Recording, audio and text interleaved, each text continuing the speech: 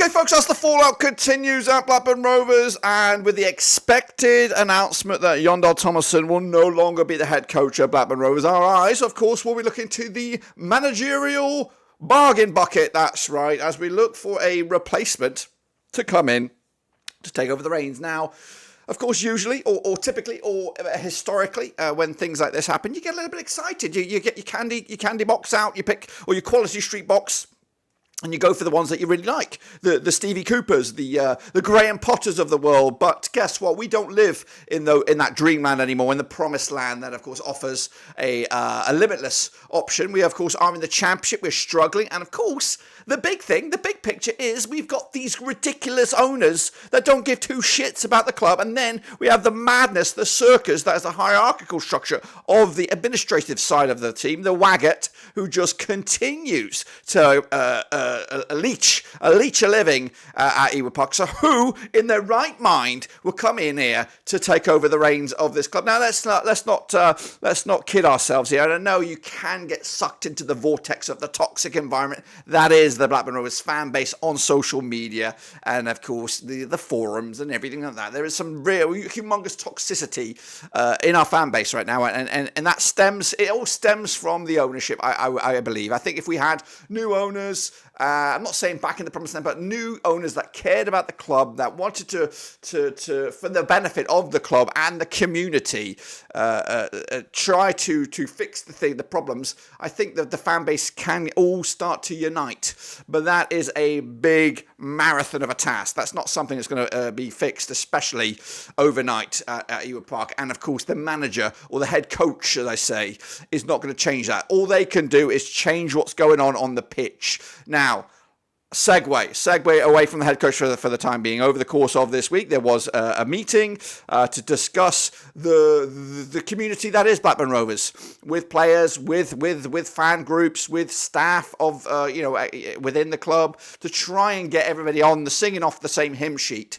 Of course, I was not there. Of course, I don't know anything about it. There are fan groups out there that did attend, and they will have their experience or the opportunity to share with their own inner circles and within their communities what went on in that meeting. Of course, but I have read between the lines and some little glimpses at what went on in the meeting, the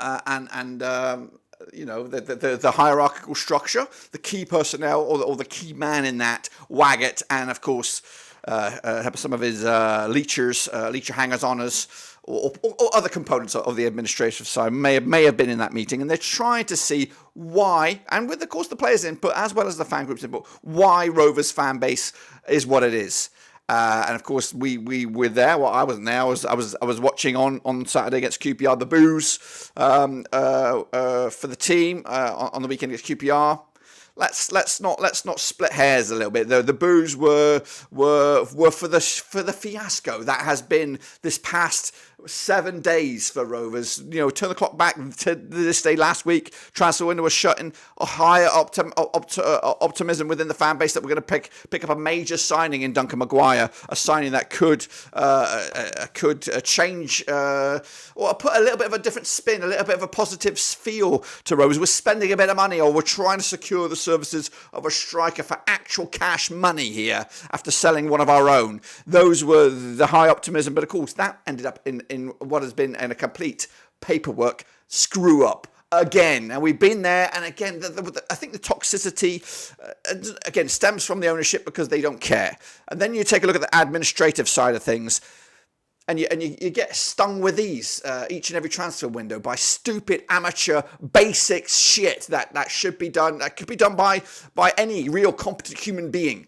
And again, you got to read into yourself. I'm not really going into that because this is meant to be about the potential head coach appointment, of course. But who in their right mind will come to this madhouse that is just a toolbox of horrors? That's the expression I could use? A toolbox of horrors.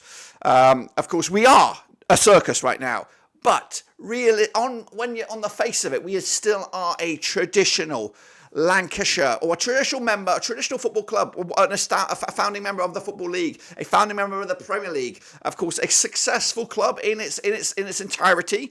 Of course, we're not looking at in the last 15, 20 years, but in its entirety, this is a fantastic football club to be at. Forget the circus, and we are looking for a head coach, a person that's role would be to focus on the pitch and the players, to motivate, to instigate, to pull out tactics, to create a bubble of itself, to turn the performances on the pitch into results. That, of course, the results could hopefully drive us up the table. That's who we're looking for here, and realistically, on paper, despite the madness, people are out there. People will want to work in this fantastic football club. Again, they're not the Potters, they're not the Coopers, they're not the they're not the sought after ones that we really want to cherry pick. We are looking scrounging around in what appears to be a bit of a bargain bucket. Now, again, I have my own picks. I thought Pete Wild would be a fantastic appointment. A young Gamble, who's doing a fantastic job at Barrow, local lad, of course. You could also look at the Bolton coach as well, Everett, who's done a fantastic job with them, but he ain't going to leave that. A place that he's done wonders over the past couple of years there, dragging them from League Two, potentially to return to the Championship in pretty quick time. So those are the two coaches, local coaches, I would be interested in myself, but they of course cost money. We're not going to be looking for compensation when we're trying to negotiate a separation with our current coach, Jon Dahl Tomassons. We are looking for those unattached. That's where we're looking at, and we're looking for those whose stock is maybe taking a bit of a tumble. Another one I would have been interested in would have been a Nathan Jones. Now, I know that he comes with a real, it's a very much Marmite kind of thing, Nathan Jones. I didn't like him against us at Luton Town. He was a shithouse merchant. But that's what we need right now. We need somebody who's passionate, who of course will get behind the club, will do any tactics, legitimate tactics that he can to get a result, whether it is kick a ball away, to waste a few more seconds on the clock, whatever it is. We need the results right now to go our way. Of course, we're not in the relegation zone right now, but we could very much will be at the next two games. And I've just realised another massive factor in this mess that's coming up right around the corner. So we're looking for that. We're looking in the bargain bucket. We're looking in the dollar store, the pound store, whatever you want. Nathan Jones would have fit that mould. His stock has taken a tumble, but he has, of course, since joined Charlton. So, but the name bandied about right now and looks set to be appointed is John Eustace. That's right, a former Birmingham City manager, still young, 44-something years old. I am.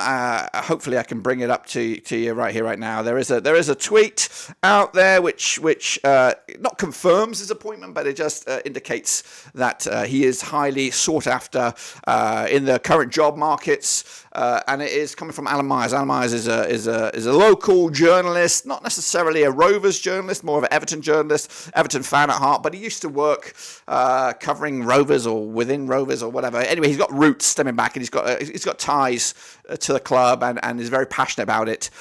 So when it comes from Alan, it is usually pretty much bang on the nose. It does say former Birmingham City manager John Eustace is one of the favourites to take over should Jon Tomassons leave. Now again, we're still a bit of a balancing act because nothing's confirmed yet that Jon Dahl Tomassons has left, but it's more than likely that he will not be in charge for Saturday. And of course, within my own little personal community of my Rover season mafiosos, I think the understanding is John Eustace would be a good manager. Or a good head coach, at least for the short term, and of course possibly even for the long term. Of course, from a third party point of view, when you look at what he did at Birmingham in a short space of time, dragged him up to sixth after a good part of the season, only to be removed and replaced by Wayne Rooney, and of course now Birmingham find themselves in a bit of a hot spot themselves beneath them. But that is of course what I'm leading towards here. If John Eustace is to succeed Jon Dahl Tomassons, he could be in charge of the Rovers for the weekend, but more importantly, probably in charge of the Blue and White Halves against Birmingham. of course, new manager bounce at St Andrews. What a little side quest that will be. What a little bit of a spicy X factor or that game suddenly has. We have Mowbray in the dugout, formerly Rovers coach, with his new boys up against John Eustace and Blackburn Rovers at St Andrews, and hopefully a chance for John Eustace to kind of give him a big fat fucking finger to the Birmingham City owners, as well as getting himself loved by the Rovers fan base, should all this pan out. And again, this is Blackburn Rovers. Nothing is ever a given here at Blackburn Rovers. You might think John Eustace is nailed on, and then all of a sudden it is Wayne Rooney that becomes the new manager of Blackburn Rovers. So nothing is guaranteed until we see him there. See him there, of course, and getting paid. Because we thought we had Duncan Maguire lined up. There was a tweet out there. There was an announcement. There was a video. He was holding up the fucking shirt and everything. And guess what? He's still an Orlando FC player. And, of course, it doesn't look like he's going to become a Rover player anytime soon. Anyway, a lot of madness continues. And I do expect probably a final, or at least a nearly final word on the Duncan Maguire transfer today as well. We might do a video on that as well. So the madness continues. But John Eustace, I believe, from my understanding and from where I'm reading some rumours, there's no official sources, but there are rumours within the community that he is, you could put your house on it, they say, to become the new manager of Blackburn once Jon Dahl. So I don't think there will be much of a gap. I think JDT will depart, and then John Eustace will be revealed. And that's, of course, the job of a director of football, which I believe still is Greg Broad. I've not seen him, not heard from him since this transfer fiasco, and I'm hoping we will hear from him. But heads are still rolling. We believe the club secretary might be made the scapegoat for this latest transfer balls ache. But that's, of course, something that, again, will hopefully come out in the wash. But continues. Madness continues. John Eustace looks set to come the head coach at Rovers. Or is he?